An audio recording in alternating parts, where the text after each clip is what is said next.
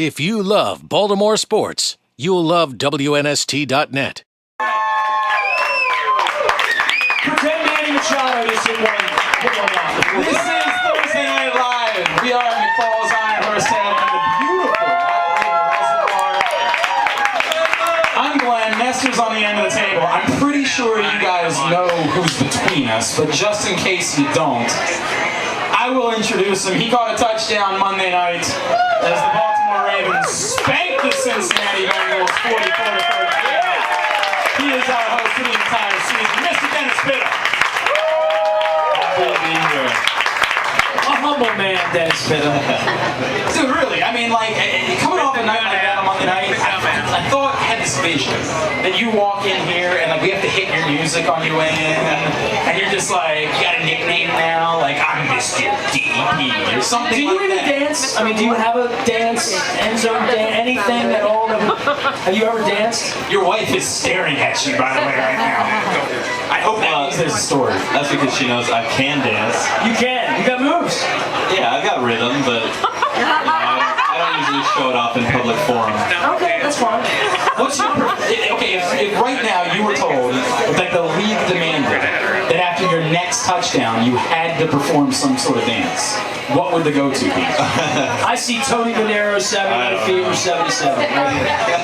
I mean, okay, hang on. Has there ever been a situation where you let any level, high school, college, where you just got, you know, your emotions got a little bit the best of you, and you allowed yourself to let loose a little bit after a score? No, I mean,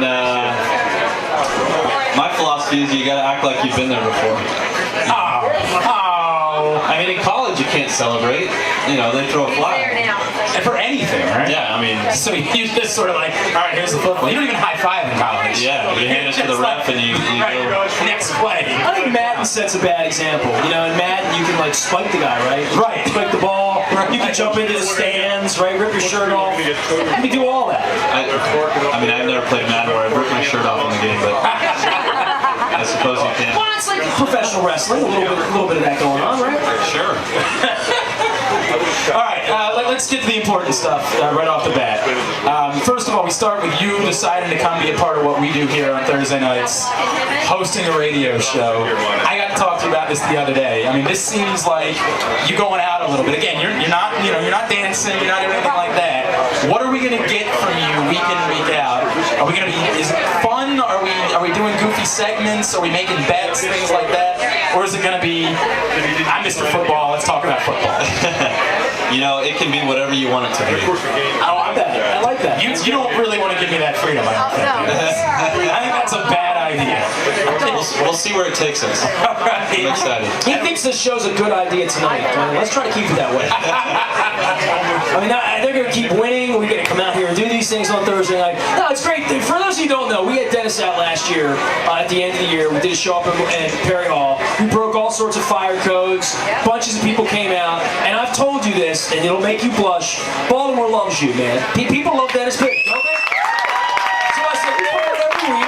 You're going to be here. And then I walk in the locker room, and like, there's Todd Heap, like your alter ego. They're standing there. I mean, was that a little shocking to you? Did you know Todd was coming in? No, I knew he was coming out. He came out for Art Modell's funeral, and you know, I didn't know he was going to get in tonight to be at our game, but he made it in time and was in the locker room afterwards, and it was good to see him. He was busted up, man. Oh yeah, I think he bit through his lip in the game, and you know, his nose was kind of busted up. So Yeah, I haven't watched few battle scars. I watched a lot of Cardinals, but they were on Red Zone the other day at 4 o'clock. We won a couple of games, and he caught a couple of passes right on Red Zone, and I heard the Arizona crowd going, and I'm like, you know, Glenn worked out in Arizona for 2 years, so he's very familiar. Is that unusual that the crowd there would be? It's unusual there's Cardinals fans in the crowd. That's a good point. That's a good point. Let's start with that. Dennis, so we're going to do the radio show. The funny thing about you the last time, and Nestor was talking about this thing in Perry Hall, I believe we ruined your wrist that night based on how many autographs that you signed. I was a little bit worried that you weren't going to be able to play football that weekend because you had signed so many autographs that night. Yeah, I mean, I was surprised how many people came out to that thing. So are we. No one listens to our radio station. I mean, it's amazing. But we appreciate it, and I know that everyone here appreciates it, and you taking your time to come out here and do this every week. I think we got a lot to look forward to. Yeah, no. I mean, when we did it last year in Perry Hall, I had a lot of fun, and I'm excited to be able to do this every week and talk a little football, but have some fun with you guys. We're gonna hope that they all come after 31-point wins. I'm made here to look. That's the way we I'll let you know. It would make it a lot easier. You know, we've done this show for about 17 years now. We've always done it on Monday night. So I called Dennis. I said, when do you want to do the show? He said, well, Thursday's your best night. So people ask why we're doing it on Thursday. It's just your best night. Can you explain to everybody the life of the football player and why specifically Thursday's a good night for you to do a show?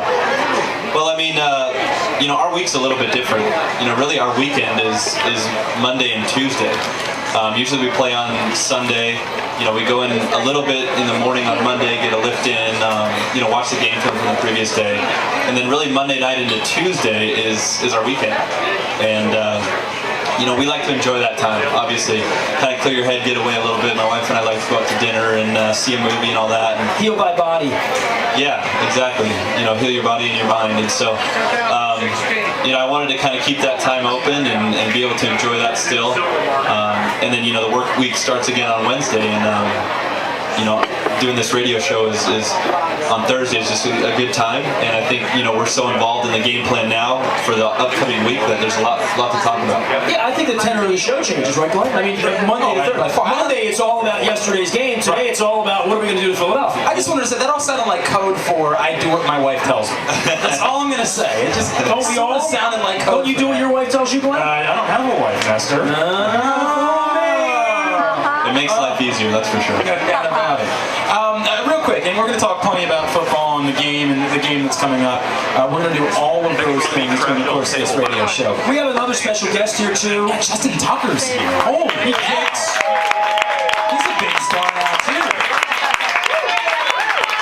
I wanted to make sure we address this because I had so many people asking me about it. You now, in addition to being a football player, being a husband, and being now a radio show host, we can also add the title of babysitter to your roles, correct? Yeah, I'm kind of co-babysitter, but I let my wife do most of the work. But we babysitted for Joe. We did that a couple weeks ago. That's Joe ago. Flacco, by the way, ladies and gentlemen. Joe Flacco's kid running the no-huddle. Hang on a second.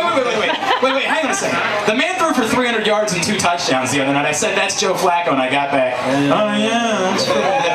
How about when we'll try this again. That's Joe Flacco, ladies and gentlemen. This man doesn't just catch touchdown passes. He babysits the quarterback's kid. So if you wonder why he's getting the ball, think about it. Just think about it. What is the go-to move for Dennis Pitta, the babysitter? Like, what does an evening entail when the Pittas? I think there's a lot of binky, a lot of pacifier. I'm thinking. For me, I sit on the couch and watch TV. My wife's doing all the work. It's a pretty good gig, but she does the diaper changes and the feeding and all that. I'll occasionally hold. I'm a big guy. They like to kind of nestle on my shoulder and go to sleep. So vomited on you yet or no? No, not yet. My wife and I've had a cat for 5 months. This morning she made me clean the litter for the first time. So this whole changing diapers thing, it's not for me either. He also has a 28-year-old son. Who's here? Who he stopped changing his diapers. A lot I think like 8 years ago. So last time I changed his diapers, the Orioles were relevant. Good. It was like the last time. The other thing, you're responsible for the holding of the baby, of course, because they trust your hands. I think would be the other thing to keep in mind there. Yeah, let's hope so. Let's hope he trusts my hands. The relationship with you and Joe, it's something a lot of people know about off the field. On the field, I think it's been quite evident recently. How much of that is it real, Dennis, that you can translate off the field friendship to on-field chemistry and sort of knowing what each other wants? I mean, I think it's hard to say how much it does translate, but it definitely helps. And, off the field when we're hanging out, we talk about things that we do on the field and, bounce things off each other. And so when we do get on the field, we're on the same page and I know what he's thinking and he kind of knows what I'm thinking in different situations. And so it helps. To what extent, I don't know, but it's obviously been a help to us. Who's more likely to turn to the other one and say, dude, I'm sick of talking about football. Can we just stop it already? We don't always talk about football, but matter of fact, most of the time we don't. But he's usually the one that likes to talk about it. I like to talk about other things. Dude, please, seriously, something else already. But we need to get to know you a little bit better if you're going to host this show the rest of the season. All right? So we just need to delve into the mind of Dennis Pitta, find out a thing or two about him. We know you're married. We've met your beautiful wife. She's come out with us a couple of times before. We need to know how you guys met. Give me the backstory there. Like, what was your first date? How did you ask her out? Give me the whole story there. Okay, so we actually met in college. I was, I think, a sophomore. A pretty big deal in college, I'm assuming, right? I mean, you can say that. Yeah, I was kind of. No, I hear. No. The humble Dennis Pitta. Yeah, right. Yeah. If you love Baltimore sports, you'll love WNST.net.